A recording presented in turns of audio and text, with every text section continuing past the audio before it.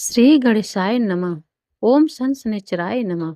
जय श्री शनिदेव महाराज। अब मैं श्रद्धा और भक्ति भाव से श्री शनिदेव की शनिवार व्रत कथा का पाठ करती हूँ। कृपया मन लगाकर कथा का श्रवण करें। प्राचीन समय में नवग्रह सूर्य, चंद्रमा, मंगल, बुध, बृहस्पति, शुक्र, शनि, राहु, केतु आपस में इस बात का विवाद करने लगे कि इनमें से कौन सा बड़ा है।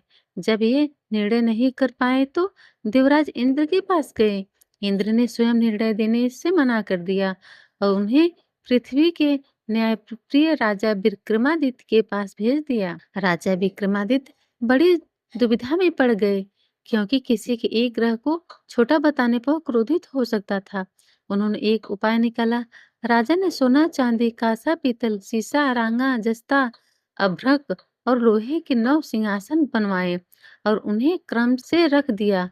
ग्रहों से कहा गया कि वे अपनी अपनी इच्छा से सिंहासन ग्रहण करें। सबसे अंत में लोहे का सिंहासन आया, जिस पर शनिदेव बैठे। इस प्रकार वे सबसे छोटे माने गए। शनिदेव को यह अपमानजनक लगा।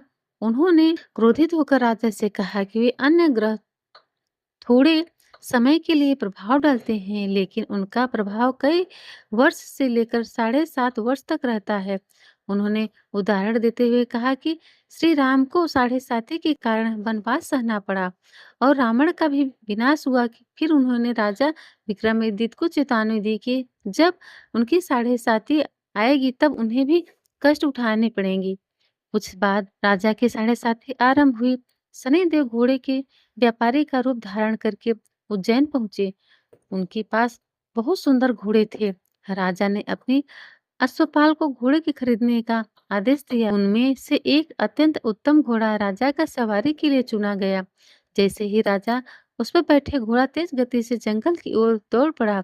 अचानक अदृश्य हो गया। राजा घने वन में अकेले रह गए। वो भूखे प्यासे भटकने लगे। काफी समय के बाद उन्हें एक ग्वाला मिला, जिसे दया करके उन्हें अपने पानी पिलाया और सहायता की।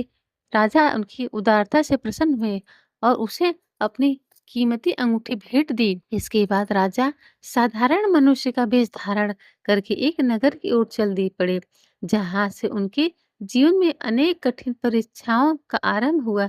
इस प्रकार यह कथा सिखाती है कि समय और कर्म के प्रभाव से बड़े बड़े राजा भी कठिनाइयों का सामना कर सकते हैं तथा अहंकार का त्याग करना चाहिए। राजा विक्रमादित्य पर शनिदेव की 7.5 का प्रभाव चल रहा था। एक दिन वे भटकते हुए एक नगर में पहुंचे। वहां एक दयालु व्यक्ति ने उन्हें एक सेठ के घर का रास्ता बताया। राजा सेठ दुकान पर पहुंचे, जहां उन्होंने पानी पिया और कुछ देर विश्राम किया। संयोग से उस दिन सेठ की दुकान बहुत अच्छी बिक्री हुई। सेठ ने राजा को भाग्यशाली समझकर आदरपूर्वक भोजन के लिए अपने घर ले गया। घर में बैठे हुए राजा ने देखा कि दीवार की खूंटी पर टंगा एक बहुमूल्य हार धीरे धीरे खूंटी के अंदर समा रहा है और कुछ ही क्षणों में पूरी तरह गायब हो गया। जब सेठ ने हार नहीं देखा तो उसे संदेश हुआ कि राजा ने ही हार चुरा लिया है। बात राजा तक पहुंची और बिना सच्चाई जाने उन्हें चोर मान लिया गया। राजा के हाथ पैर कटवा दिए गए और उन्हें नगर से बाहर फेंक दिया गया। उसी समय एक वहां तेली वहां से आपस में बैलगाड़ी लेकर गुजर रहा था। उसे राजा पर दया आ गई और वह उन्हें अपने साथ ले गया। राजा उसके साथ रहने लगे और मुंह से आवाज निकालकर बैलों को हाँकने का काम करते थे। इसी बीच शनिदेव की दशा समाप्त होने लगी। वर्षा ऋतु आने पर राजा ने मधुर मल्हार राग गाया। उसी नगर की राजकुमारी ने उनका गीत सुना और उससे इतनी प्रभावित हुई कि उनसे निश्चय कर लिया कि वह उसी गायक से विवाह करेगी। राजकुमारी की दासी ने बतलाया कि वह व्यक्ति हाथ पैर से विकलांग है। फिर भी राजकुमारी अपने निर्णय से नहीं हटी। अंततः राजा ने उसका विवाह उसी व्यक्ति से करा दिया। विवाह के बाद एक रात शनिदेव राजा विक्रमादित्य के स्वप्नों में आए और बोले, राजन, तुमने मुझे छोटा समझा था, इसलिए तुम्हें इतने कष्ट सहने पड़े।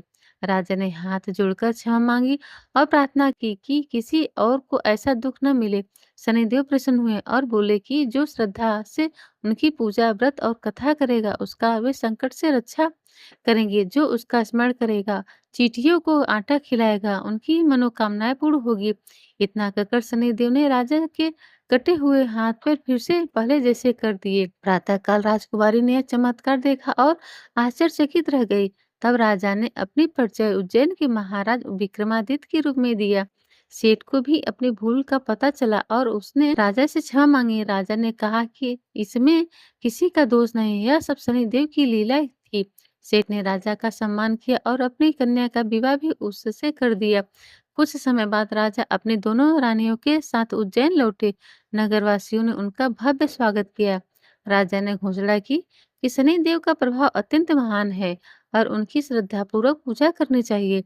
तभी से राज्य में शनिदेव की पूजा और कथा का विशेष महत्व बढ़ गया। मान्यता है कि जो श्रद्धा से शनिदेव की कथा सुनता है या पढ़ता है, उसके जीवन के कष्ट दूर होते हैं और सुख समृद्धि प्राप्त होती है। बोलो श्री शनिदेव महाराज की जय।